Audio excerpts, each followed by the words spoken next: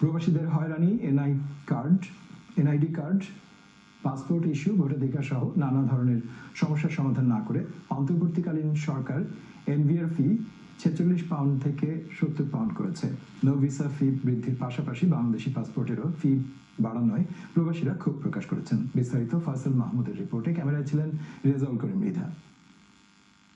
কেউ কথা রাখেনি, সুনীল গঙ্গোপাধ্যায়ের মতো বলতে হয় 53 বছর কাটলো, কেউ কথা রাখেনি। কত সরকার আসলো গেল, কেউ প্রবাসীদের দাবি দায়া কিংবা সম্মান দেয়নি। অথচ মুক্তিযুদ্ধ থেকে শুরু করে দেশের যে কোনো দুর্যোগ সংকটে, সর্বশেষ জুলাই বিপ্লবে প্রবাসীরা রাজপথে আন্দোলনের পাশাপাশি পরবর্তী সরকারের রেমিটেন্স পাঠিয়ে সহযোগিতা করেছেন। অন্তর্বর্তী সরকারের কাছে প্রবাসীদের প্রত্যাশা ছিল বেশি, কিন্তু কি পেলেন প্রবাসীরা? প্রবাসীদের দীর্ঘদিনের সমস্যা, NID card, passport, power of attorney কিংবা ভোটাধিকারের সমস্যাগুলো না মিটিয়ে বিগত 4 ডিসেম্বর বাংলাদেশ সরকারের স্বরাষ্ট্র মন্ত্রণালয় থেকে এনবিআর ফি 46 পাউন্ড থেকে বৃদ্ধি করে 70 পাউন্ডে বর্ধিত করা হয়েছে। আর তাতে ক্ষোভ প্রকাশ করেছেন প্রবাসীরা। যে ফিসটা আমাদেরকে দিতে হয়, নো ভিসা রিকোয়ার ফিসটা, এটা হচ্ছে আমাদের উপর একটা জুলুম বললে চলে। আমার দেশ যেখানে আমরা ছুটি কাটাতে যাব, একটা স্ট্যাম্পের জন্য যখন এই আননেসেসারি একটা ফিজ আমাদেরকে দেওয়া হচ্ছে, এটা খুব ইনসাল্টিং আমাদের জন্য।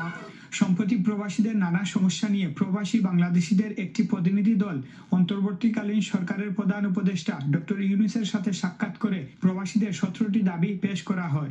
আর এই সাক্ষাতের পর দিনই নো ভিসা ফি বৃদ্ধি করায় ক্ষোভ প্রকাশ করেছেন কমিউনিটি ব্যক্তিত্ব KM আবু তাহের চৌধুরী। আমরা 30 সদস্যের ডেলিগেশন সেখানে আমরা ছিলাম। এনআরবি ইস্যুটা আমি এখানে উত্থাপন করেছি ওনার সামনে। আমরা যেহেতু বাংলাদেশি, আমাদের প্রমাণ আছে আমরা বাংলাদেশি, সুতরাং নো ভিসা রেকোয়ার ফি, এই যে আপনার শিল দিতে যে পয়সা যেটা আমরা ফিস, এটা অযৌক্তিক। আমরা বলেছি এটাকে ওয়াইপ আউট করার জন্য, প্রত্যাহার করার জন্য, একটা হ্রাস করে 46 পরিবর্তে এটা কম সংখ্যক একটা ফিস রাখার জন্য আমরা 5 তারিখ ওনাকে বলেছি, এবং আমরা পরে শুনলাম যেটা বৃদ্ধি হয়ে গেছে। এটা আমি সাথে সাথে সিলেটের সাংবাদিক সম্মেলন করে এটা প্রতিবাদ জানিয়েছি। শুধু নো ভিসা ফি নয়, বাংলাদেশের পাসপোর্টের ফিও বৃদ্ধি করা হয়েছে, যেটা নিয়ে অসন্তুষ্টি প্রকাশ করলেন এই আইনজীবী। ব্রিটিশ পাসপোর্ট যদি বানাতে চান তাহলে সেখানে আপনার 88 পাউন্ড, কিন্তু বাংলাদেশি পাসপোর্ট যদি আপনি বানাতে চান সেখানে 100 পাউন্ডের উপরে। 5 জনের একটা ফ্যামিলি যদি বাংলাদেশে বেড়াতে যায়, সেই ক্ষেত্রে তার জন্য 350 পাউন্ড তাকে চার্জ দিতে হবে। দেখেন, বর্তমানে যদি আপনি ইউরোপে ট্রাভেল করতে চান, একটা প্লেনের টিকিট কেটে আপনি চলে আসতে পারবেন 77 পাউন্ড দিয়ে। এইখানে একটা নো ভিসা রিকোয়ার্ড একটা স্টাম্প, একটা স্টিকার, এই স্টিকারের জন্য 70 পাউন্ড। এটার কোনো যৌক্তিকতা এবং কোনো জাস্টিফিকেশন নাই। এদিকে নো ভিসা ফি বৃদ্ধির প্রতিবাদে প্রবাসী বাংলাদেশিদের পক্ষ থেকে সোমবার প্রবাসী অধিকার পরিষদ লন্ডন বাংলা প্রেস ক্লাবে প্রেস কনফারেন্সের আয়োজন করে। সংবাদ সম্মেলন থেকে প্রবাসী অধিকারের সভাপতি নিজাম এম রহমান ও শাহেদ হুসাইন সরকারের প্রতি আহ্বান জানিয়েছেন নো ভিসা ফি বাতিলের জন্য। আমরা দাবি হলো কি যে আমরা প্রবাসী সম্মান লাগি এটা, আর এই যে নো ভিসা রিকোয়ার একটা ইনসাল্ট হইছে, এটা উইথ ইমিডিয়েট এফেক্ট এটা ওয়েট করা টু 0।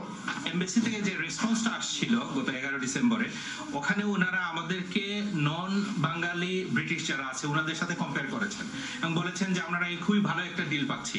তো এইটা আমরা একটা ইনসাল্ট হিসেবে নিচ্ছি। তবে লন্ডনস্থ বাংলাদেশ হাই কমিশনার থেকে বলা হয়েছে 2011 সালের পর নো ভিসা ফি ও অন্যান্য পরিষেবার ক্ষেত্রে এই ফি বৃদ্ধি করেছে বাংলাদেশ সরকার।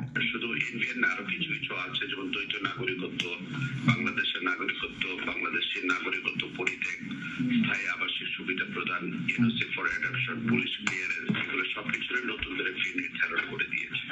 Faisal Mahmud, channel S news, London.